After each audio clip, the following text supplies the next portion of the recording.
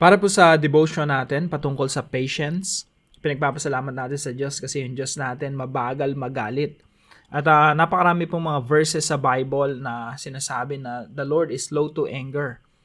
So halimbawa po rito, Exodus 34:6, and he passed in front of Moses proclaiming, the Lord, Yahweh, Yahweh, the compassionate, maawain, and gracious God, slow to anger, abounding in love and faithfulness. Ito po yung paulit-ulit na laging sinasabi ng mga propeta patungkol sa bayan ng Israel. The Lord is compassionate, gracious God, slow to anger, mabagal magalit. At ito po yung isang bagay na pinagpapasalamat natin sa Panginoon. Now, isipin po nating mabuti, what if hindi na tayo binigyan ng pagkakataon ng Diyos magsisi? What if yung human history nag-close na, no? Bumalik na ang ating Panginoong Jesucristo at hindi tayo nagkaroon ng pagkakataong magsisi. Mahirap, di ba? Mapapahamak tayo.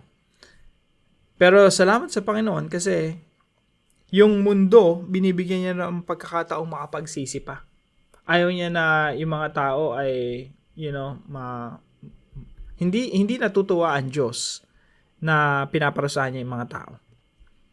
I don't think God is happy punishing people. Pero yung punishment kasi importante yun eh. Kasi yung Diyos ay Diyos ng hustisya. Yung Diyos natin hindi pwedeng hindi niya bitawan yung kaparusahan, yung kanyang punishment. Kasi pag hinayaan niya na lang yung mga tao na nagkasala at hindi maparusahan, yung Diyos natin magiging corrupt. Kaya po sabi dito sa Nahum chapter 1 verse 3, the Lord will not leave the guilty unpunished. Bakit po? Kasi He's our righteous God, righteous judge. Siya yung mabuting hukom.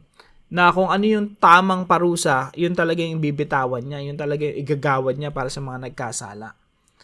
Pero, yung Diyos natin, at the same time, dinedelay niya yung kanyang pagpaparusa, yung kanyang judgment.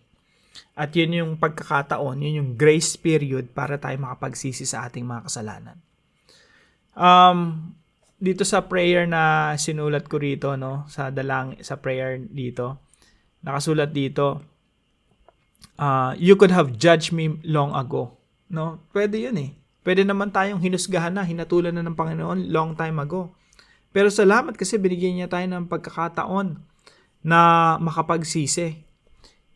Kaya ito talaga sincere na sinasabi ko, prayer ko to, hindi ito prayer natin lahat eh. Yes, of course, this is our prayer. Pero habang sinusulat ko to, sabi ko, akin to eh. This is for me.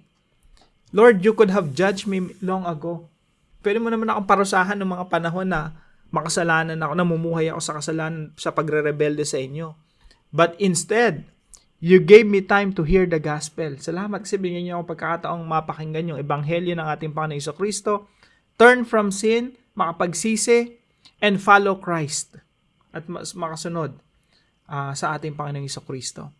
And lahat po tayo na nakikinig ngayon, and I'm sure na meron tayong darkest moment of our lives. Yung talagang sagad sa pagre-rebelde sa Diyos. Pero salamat kasi hindi tayo hinatulan ng Diyos sa ganung pagkakataon. Sa halip, binigyan niya tayo ng pagkakataong makapakinig ng ebanghelyo ng Panginoong Jesucristo, makapagsisi sa ating mga kasalanan, at makapanumbalik sa ating Diyos. Thank you sa Diyos. He is our God na pasensyoso. He is slow to anger. He is compassionate. He is patient. So, pinagpapasalamat natin sa Panginoon. And pagdating sa application natin, kung yung Diyos natin, compassionate, slow to anger, mabagal magalit, isa po sa mga application natin ay, hindi ba dapat din tayo maging mabagal magalit sa iba? Binibigyan natin yung mga tao ng pagkakataon makapagbago. Minsan may kiniinisan tayo. Gusto natin parusahan ng Diyos yun. Mga taong kiniinisan natin. Or mapahamak. Or harapin nila yung hustisya. Pero pag tayo nakakagawa ng mali, ayaw naman natin na husgahan tayo agad ng Diyos. Humihingi tayo ng patience, ng forgiveness, ng love sa Diyos. So I think we also have to extend that same love and patience and kindness and compassion to other people pag yung ibang tayo nagkakamali. At iwasan po natin maging mainitin ang ulo at mabilis magalit sapagkat ang Diyos natin ay mabagal magalit. So, yun lamang po. Pagpalain ko po kayo ng ating Panginoon. Salamat po sa inyong pagsama dito sa ating daily devotion. Na-miss ko yung studio. Na-miss ko tong studio na to. Nito mga nakarang araw. 10 days po akong wala. Pero yung iba mga devotions in advance ko. Tapos yung mga hindi ko matapos, ginagawa ko kung nasan lugar ako. Salamat sa Panginoon kasi nakabalik na ako dito sa studio. Ayan, marami akong kakaharapin. Super busy yung schedule. Sama niyo po ako sa prayer. So, ayan po. Magkita-kita po tayo bukas. 5:00 ng umaga dito po sa ating daily devotions.